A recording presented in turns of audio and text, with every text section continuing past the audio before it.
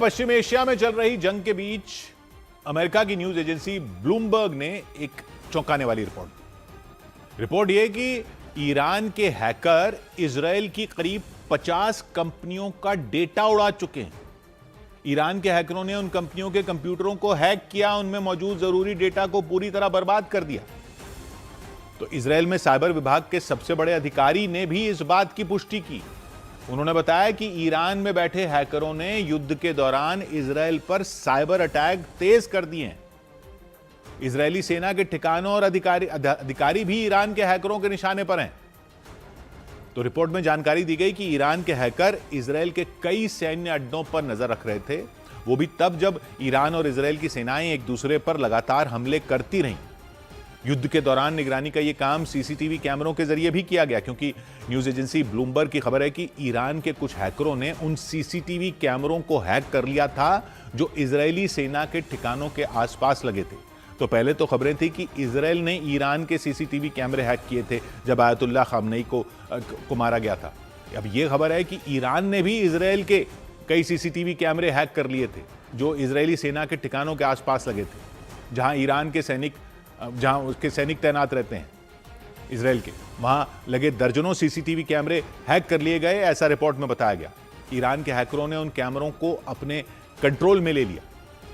ऐसा होते ही इजराइल के उन सीसीटीवी कैमरों में रिकॉर्ड होने वाली तस्वीरें सीधे ईरान तक पहुंचने लग गई और वो हैकर ईरान में ही बैठे बैठे इजराइल की सेना पर हर वक्त नजर रख रहे थे।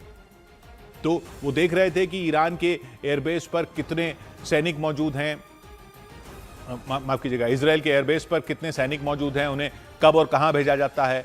मतलब ईरान के हैकरों ने इजराइल के सैन्य अड्डों पर पल पल नजर बनाकर रखी थी।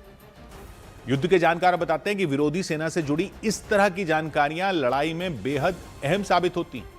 दुश्मन के खिलाफ रणनीति बनाने में इन जानकारियों का इस्तेमाल किया जाता है ताकि उस पर ऐसा सटीक हमला किया जाए कि उसे संभलने का मौका भी ना मिल पाए। तो पहले ऐसे खबरें थी कि इजराइल ने ईरान के कई सीसीटीवी कैमरे हैक किए हुए थे, कई साल से हैक किए हुए थे। अब ये खबरें हैं कि ईरान भी इजराइल के कई सीसीटीवी कैमरे हैक करके उनकी जानकारियां ले रहा था। इस रिपोर्ट से पता चला कि ईरान के हैकरों ने लंबे वक्त तक इजराइल के दर्जनों सीसीटीवी कैमरों को अपने कंट्रोल में रखा और इसकी जानकारी जब इजराइल के अधिकारियों को मिली तो वो भी भौचक्के रह गए और एक्शन में आ गए फौरन। उन्होंने ईरान से होने वाले साइबर हमलों पर लगाम कसने की तैयारी तेज कर दी। लेकिन रिपोर्ट में बताया गया कि जब तक इजराइल के अधिकारियों को भनक लगती तब तक तो ईरान के हैकर काफी नुकसान पहुंचा चुके थे। इजराइल में साइबर विभाग की कमान संभालने वाले अधिकारी ने बताया कि जंग के दौरान ईरान की धरती से करीब 5,800 साइबर हमले हो चुके हैं। मतलब एक महीने से चल रहे युद्ध में लगभग रोजाना इजराइल में 200 साइबर अटैक किए जा रहे हैं और इन हमलों में इजराइल की सेना को निशाना बनाया गया, उसके अधिकारियों को टारगेट किया गया। इजराइल की कई सरकारी और प्राइवेट कंपनियों पर भी साइबर हमले किए गए और इजराइल की करीब 50 कंपनियों का डेटा बर्बाद कर दिया गया कि जरूरी डेटा नष्ट होने से उन कंपनियों के कामकाज पर असर पड़ा। आने वाले वक्त में उन्हें भारी नुकसान उठाना पड़ सकता है। हालांकि जंग में ईरान पर ही साइबर हमले की इजराइल पर ही साइबर हमले के आरोप ने ईरान पर ही आरोप लगे, बल्कि इजराइल पर भी इस तरह के आरोप लगते रहे हैं। कई मीडिया रिपोर्टों में तो यहां तक कहा जा चुका है कि जंग के पहले ही दिन इजराइल को जो सफलता मिली थी उसमें भी साइबर अटैक की भूमिका बेहद अहम थी। जंग के पहले दिन यानी 28 फरवरी को ईरान के हवाई हमलों में ईरान के पिछले supreme leader Ayatollah Ali Khamenei की मौत हो गई थी। उनके अलावा भी ईरान के कई बड़े नेता मारे गए थे, अधिकारी भी मारे गए थे। तो उन हमलों से पहले इजराइल ने ईरान में सैकड़ों सीसीटीवी कैमरे हैक कर लिए थे, तब ये खबरें आई थी। सड़कों से लेकर चौक चौराहों की कई हफ्तों तक निगरानी की गई थी।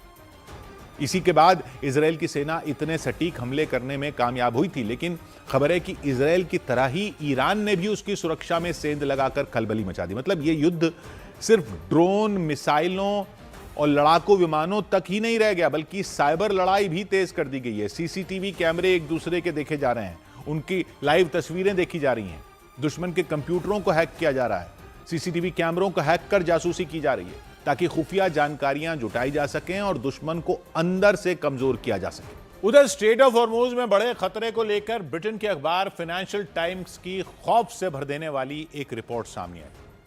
उस रिपोर्ट में बताया गया कि स्ट्रेट ऑफ हॉर्मुज के आसपास जहाजों के चालक दल के करीब 20,000 सदस्य मौत के साए में रहने को मजबूर है।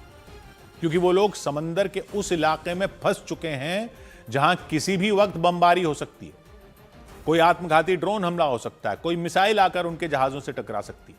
हॉर्मूज गलियारे पर ईरान की पाबंदी की वजह से वहां जहाजों का आना जाना मुश्किल हो चुका है। पूरे दिन में इक्का दुक्का जहाजी व्यापार के इस अहम रास्ते को पार कर पाते हैं, जबकि सैकड़ों जहाज एक महीने से ही वहां फंसे हुए हैं। उन पर चालक दल के करीब 20,000 लोगों के होने का अनुमान है उन जहाजों में कुल मिलाकर। तो ब्रिटिश अखबार का दावा है कि उन लोगों पर हर वक्त हमलों का खतरा बना हुआ है, 24 घंटे जान हथेली पर रखकर जीने को मजबूर हो गए हैं, क्योंकि उनके जहाज फारस की खाड़ी में पिछले एक महीने से फंसे हुए हैं। स्ट्रेट ऑफ हॉर्मूज के पश्चिमी तरफ फारस की खाड़ी मैप में ईरान के नीचे नजर आती है, यानी उसके दक्षिणी छोर पर। खाड़ी के भी दक्षिण में है वो देश जहां अमेरिका के सैन्य ठिकाने मौजूद हैं।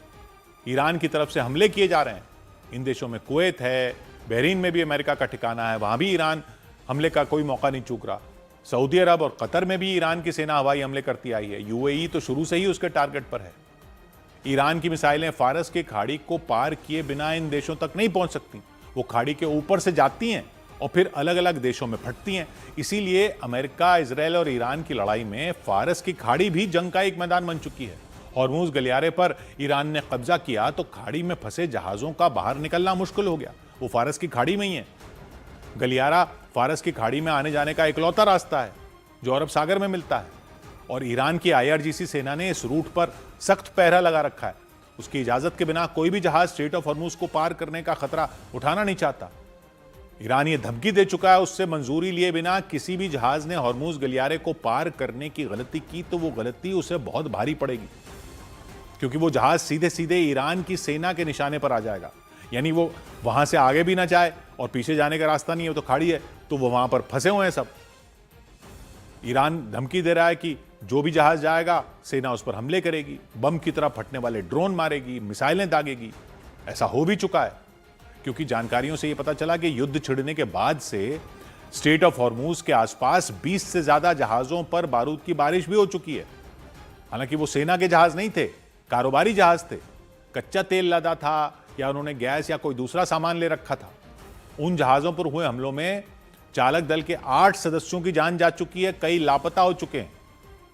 इसीलिए फारस की खाड़ी में फंसे सैकड़ों जहाज और उनका चालक दल कोई खतरा मोल लेना नहीं चाहते, जबकि वो जहाज पिछले एक महीने से समंदर के पानी में जहां खड़े हैं वहीं खड़े हैं। इस सबके बीच फाइनेंशियल टाइम्स की रिपोर्ट से पता चला कि उन जहाजों पर रह रहे हजारों लोग अब दोहरे संकट में हैं।